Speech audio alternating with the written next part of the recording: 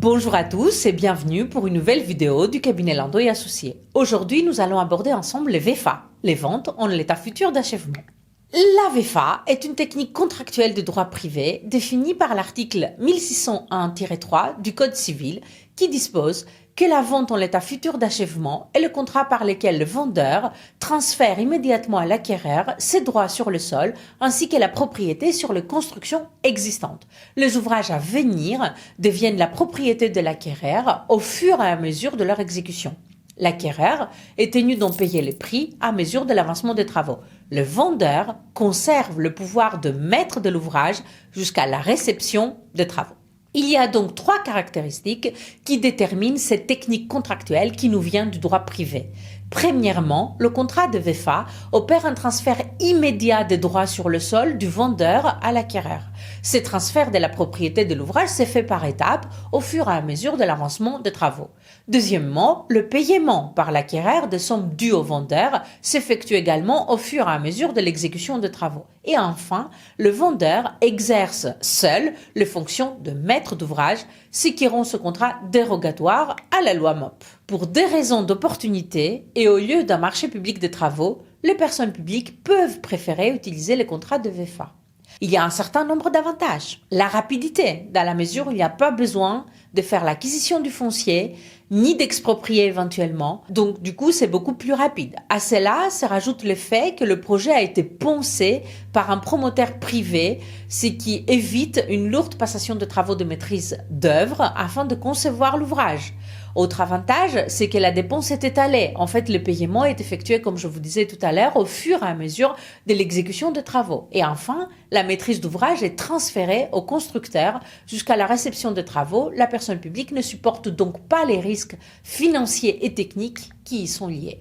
Si la VFA constitue un moyen parmi d'autres pour l'administration d'acquérir des équipements ou des biens immobiliers, en s'insérant dans un projet élaboré par des promoteurs privés, cette technique contractuelle demeure d'appréciation assez complexe par les personnes publiques car elle est soumise à un risque de requalification. L'actualité de la VFA impose de revenir sur son appropriation par le droit public avec notamment la question de sa nature juridique et sa compatibilité avec la commande publique et d'aborder une jurisprudence récente en la matière. Avant 2015, l'article 1, paragraphe 3 du Code des marchés publics disposait que les marchés publics des travaux supposaient l'exercice de la maîtrise d'ouvrage par la personne publique. Cet article s'est combiné avec l'article 2 de la loi MOP qui indiquait que le maître de l'ouvrage est une personne morale pour laquelle l'ouvrage est construit. Ce maître d'ouvrage assure une fonction d'intérêt général dont il ne peut se démettre, sauf hypothèse prévue par la loi. Il en résulte que la maîtrise d'ouvrage est une fonction qui ne peut être déléguée et qui trouve à s'appliquer lorsque l'ouvrage est construit à l'initiative de la personne publique en fonction de ses propres besoins afin qu'elle devienne sa propriété immédiate dès son achèvement et entièrement.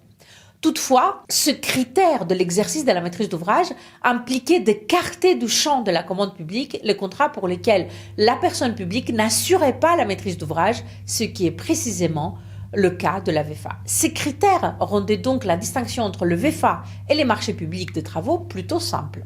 La jurisprudence administrative est venue reconnaître la possibilité pour les personnes publiques d'avoir recours à la VFA tout en insérant des limites à cet usage. En effet, le premier arrêt significatif en la matière est l'arrêt du Conseil d'État du 8 février 1991, région Midi-Pyrénées, qui affirme que les personnes publiques ne peuvent recourir à la VFA dès lors que l'objet de l'opération correspond à la construction même d'un ouvrage pour le compte de la personne publique, que l'ouvrage est entièrement destiné à la propriété de la personne publique et que l'ouvrage est conçu en fonction de besoins propres de cette personne publique.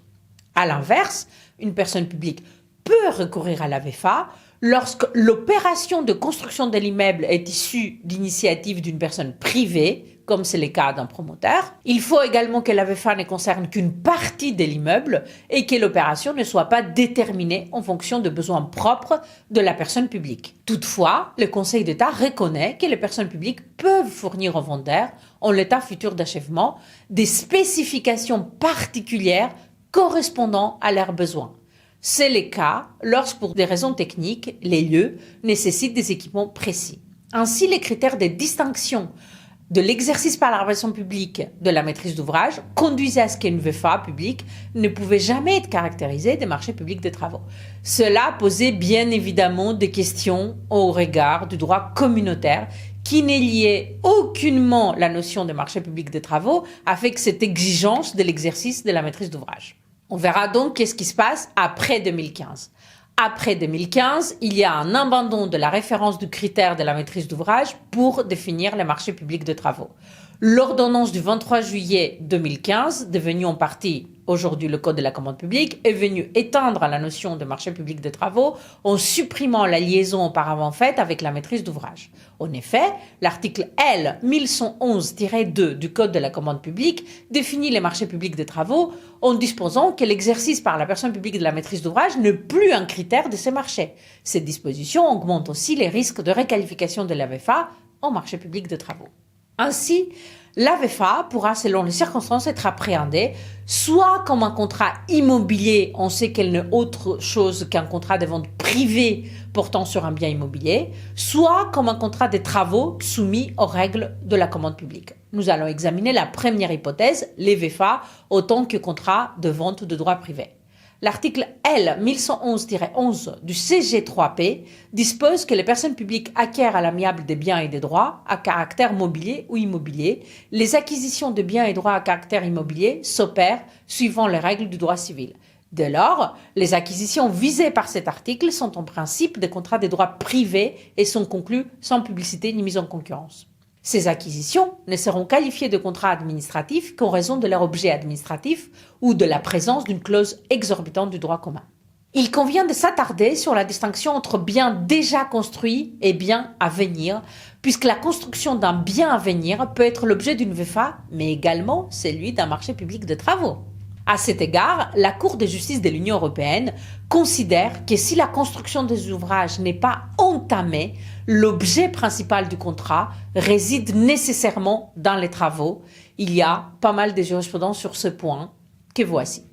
Si au contraire l'ouvrage est entamé, cela signifie que la réalisation de celui-ci ne dépend pas de l'acquisition d'une partie par l'acheteur public. Cela s'apparente ainsi à un contrat immobilier. Reste à savoir si au sein de cet objet mixte qui est une VFA, construction et vente, c'est la qualification de marché de travaux ou de marché d'acquisition de biens immobiliers qui l'emporte. Deuxième hypothèse, le régime des marchés publics de travaux empêchant l'utilisation d'un régime inspiré de la VFA. Lorsque l'opération d'acquisition porte sur un bien qui existe ou dont la construction est déjà entamée, il est certain que la personne publique n'est pas à l'initiative de sa construction et n'a exercé aucune influence déterminante a priori. Dès lors, la personne publique profite simplement de ce qui existe sur le marché et la construction de ce bien ne correspond pas à un besoin individualisé de la personne publique. Afin que la construction du bien soit considérée comme étant entamée, il est nécessaire que l'initiative de la construction ne soit pas celle de la personne publique. Le dépôt de permis de construire, par exemple, ou encore mieux la délivrance de celui-ci, ou encore la cession d'une partie d'immeuble à d'autres acheteurs, ce sont autant d'éléments qui permettent d'éclairer cette notion de construction entamée. En revanche, lorsque la construction n'est pas entamée, la jurisprudence communautaire considère que le volet construction l'emporte sur le volet acquisition si la construction de l'ouvrage n'a pas commencé au moment de la conclusion du contrat. Et à la condition qu'il réponde bien sûr aux exigences fixées par l'acheteur qui exerce une influence déterminante sur sa nature et sa conception. Dès lors que ces conditions sont réunies, la qualification contrat de travaux l'emporte. Et si les constructions répondent aux besoins de la personne publique, alors nous sommes bien en présence d'un marché public de travaux et la mise en œuvre d'un régime juridique inspiré de la VFA apparaît impossible. L'acheteur pourrait s'inspirer de la VFA dans le cas d'un contrat de gré à gré, conformément à l'article R 2122-3 du Code de la commande publique qui permet à l'acheteur public de passer un marché public sans publicité ni mise en concurrence lorsque des raisons techniques le justifient. Le code précise que le recours à un opérateur déterminé n'est justifié que lorsqu'il n'existe aucune solution de remplacement raisonnable et que l'absence de concurrence ne résulte pas d'une restriction artificielle des caractéristiques du marché. Le pouvoir réglementaire a donc confirmé la possibilité de contracter de gré à gré lorsque l'opération porte sur une partie minoritaire de l'ouvrage, faisant l'objet des spécifications pour qu'elles correspondent aux besoins de la personne publique. Également, les travaux doivent être indissociables du reste de l'opération de construction et aussi aucune solution alternative ou de remplacement raisonnable ne soit possible. En outre, il est nécessaire qu'il n'y ait pas de restriction artificielle, bien sûr, de la concurrence. Un bon exemple serait celui-ci d'une crèche ou d'une halte garderie au rez-de-chaussée d'un immeuble construit en VFA dont les étages supérieurs, par exemple, seront ou ont été vendus à d'autres personnes. Dans ce contexte, il est clair que les conditions de recours à cette solution doivent être interprétées de manière stricte. En conséquence, l'acheteur public doit justifier que d'autres solutions de remplacement sont impossibles en raison, par exemple, de la localisation ou de l'absence d'autres constructions proposant des solutions pouvant convenir dans ce même secteur, par exemple, ou encore d'autres arguments. Néanmoins, l'acheteur pourra seulement s'inspirer de la VFA car cet article introduit une simple dérogation aux règles de publicité et de mise en concurrence. Aussi, les régimes juridiques des marchés publics continuent de faire obstacle à une mise en œuvre à proprement parler de la VFA. On va finir par vous évoquer une jurisprudence assez récente de la CA de Nancy du 15 avril 2021. Vous allez voir, cette jurisprudence elle est très intéressante. Afin de répondre aux interrogations et incertitudes autour de la distinction entre VFA et marché public de travaux, la CA de Nancy est venue admettre le recours à la VFA dans certaines conditions à réadopter sous le régime de l'ordonnance du 23 juillet 2015. Il s'agissait en l'espèce pour Metz Métropole de faire l'acquisition d'un bâtiment destiné à accueillir son nouveau siège via un contrat de VFA. La Cour rappelle d'abord le principe dégagé par la jurisprudence du Conseil d'État que je vous ai cité tout à l'heure, région Midi-Pyrénées, en affirmant que si aucune disposition législative n'interdit aux collectivités publiques de procéder à l'acquisition de biens immobiliers au moyen de contrats de vente en l'état futur d'achèvement, elles ne sauraient recourir à de tels contrats lorsque l'objet de l'opération consiste en la construction même d'un immeuble pour le compte de la collectivité, lorsque l'immeuble est entièrement destiné à devenir sa propriété et qu'il a été conçu en fonction de besoins propres de la personne publique. Mais alors, quelles circonstances d'espèce dans cet arrêt-là fondent la légalité du contrat de la VFA? La Cour relève que le promoteur a déposé une demande de permis de construire bien avant, en mars 2014, bien avant d'entamer les discussions avec la collectivité, ce qui signifie que l'ouvrage était déjà entamé. Le promoteur avait également proposé ses biens immobiliers à d'autres personnes publiques et l'ensemble immobilier ne correspondait pas aux besoins de la collectivité car il est particulièrement modulable, sans caractéristiques d'aménagement particulières. Ces indices permettent donc de démontrer, ou à tout le moins de présumer, que la personne publique n'a exercé aucune influence déterminante sur le projet et qu'elle a juste bénéficié d'une simple opportunité immobilière. Cette notion d'influence déterminante peut être appréhendée comme étant substantiellement proche de celle tenant à ce que l'ouvrage soit conçu en fonction de besoins propres de la personne publique. En effet, si la personne publique exerce une influence sur la construction, il est fort probable que cette influence s'efface dans le sens de la satisfaction de ce besoin. C'est en considération de cette proximité que la Cour de justice de l'Union européenne a posé une grille d'analyse de la notion d'influence déterminante en distinguant l'influence sur la conception du bâtiment et l'influence sur l'aménagement intérieur. On vous met la référence sur la vidéo de cette jurisprudence. Merci beaucoup et à bientôt pour une nouvelle vidéo sur les sites du cabinet Landau & Associés.